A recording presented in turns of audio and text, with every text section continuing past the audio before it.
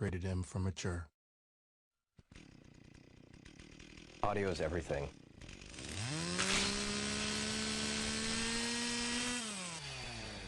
The sound of Gears 2 is crunchy. In one word, I'd say meaty. I talked to Mike Larson, who's the audio director on the project. I'm like, Mike, it's got to be crunchier. He's like, what does that even mean? I'm like, it just needs to have that crunch.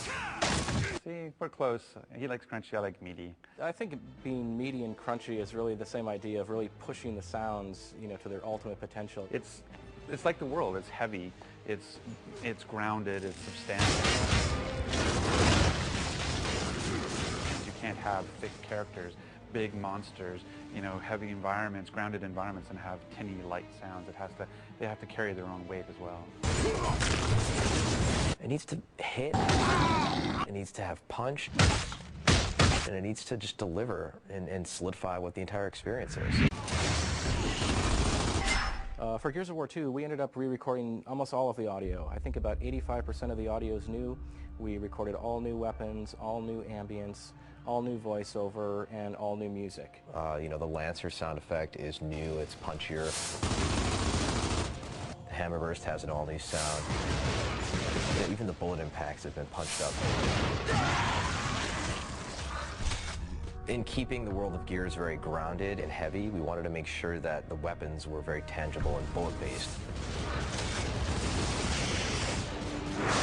All of the source material is real guns, real explosives. You don't have to start dealing with that whole kind of Mars ray gun, woo, woo, woo, woo, woo, woo type audio. And that's one of the reasons Gears feels so good. It feels so real and tangible. A lot of the fun of a weapon is purely down to how it sounds.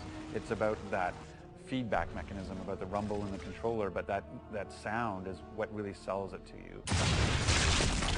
The funny thing about Gatling guns is if you ask a person what their Gatling gun sound is, each person has a different one. So mine is but other people are and it's just a fun exercise to try with your friends sometime. It's great at parties, really. Well, the Gatling gun is one of those stories where Cliff really had a lot to do with it. There's certain sounds in the game where he really wants it a certain way. Mike Larson and I basically just went back and forth 5 or 6 times on the Mulcher to try and get the perfect audio. It was never good enough. It was always like, no, it sounds too much like a drum, or it sounds too much like a cart in the spoke of a bike wheel. It's a heavy gun. It needs to feel powerful. At the same time, you still need to hear all the bullet sounds kind of cycling in there. I put together 6 brand new Gatling gun sounds, and I asked Cliff to come down to my office. So he sat behind me, and he's like, okay, get ready to shoot. And I hit play, and he actually started acting like he was shooting it. Okay, it's heavy, and it's... He's like, no, that's not cool. He went to the next one, and just going like this. By the 3rd or 4th one, he's like, yes, that's it. And so he actually was imitating, the usage of it, to help him conceptualize, its sound within its context before it was actually put in the game. And that's how we ended up defining the final sound of the Gatling gun.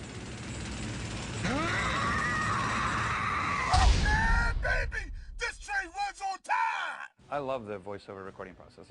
It's one of the things that I feel kind of privileged that, as a producer, not a lot of producers get to do that. Oh yeah, fried grubs.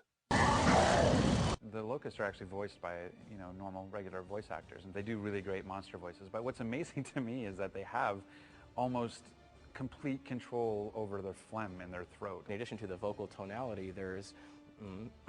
it's really both disgusting and yet intriguing because the director can actually say, yeah, I just need a little bit more phlegm or a little less phlegm, and they can do this really strange, they just bring it out of nowhere and do this amazing stuff that basically sounds really cool. You don't even need processing, but when you're done, you pretty well want to throw up. Yeah! Yes, Gears is a brutal kind of, dark experience, but there's also a lot of heart that's there, and I think it comes through in the music.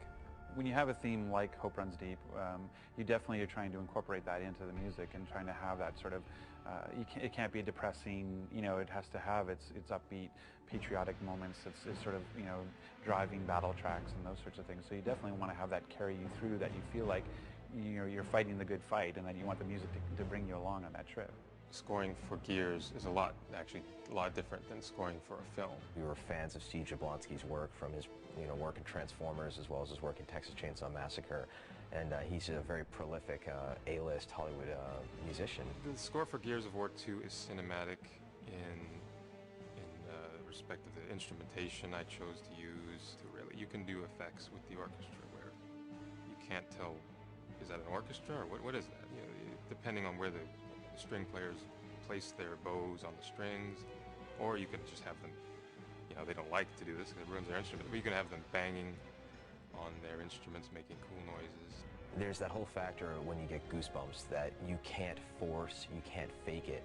And once we had acquired some of the early tracks from Steve Jablonsky, I put it in my little memory card. I put it in my car. I was driving home one day, you know, and wonderful afternoon, top down, game's looking great, feeling good, and the music started building to a crescendo. And I looked down at my arm and I actually caught myself getting goosebumps. And I swear to God, you can't fake that. You can't force that.